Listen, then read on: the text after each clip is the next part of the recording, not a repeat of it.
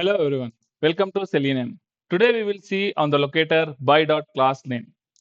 So by.ClassName is used when elements share a common CSS class. CSS is nothing but cascading style sheets. Class names are often used for styling, but Selenium can also use them to locate elements. Unlike ID, class names are usually unique.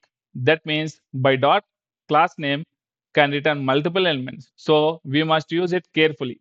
In real automation, class name is mostly used when targeting group of elements such as menu items, buttons, list. If we can see the example, I will try to debug this point to console.readline and we will see how it is being clicking on the UI element by finding the class name. I will try to run the application. Once we run the application, it is trying to click on the element.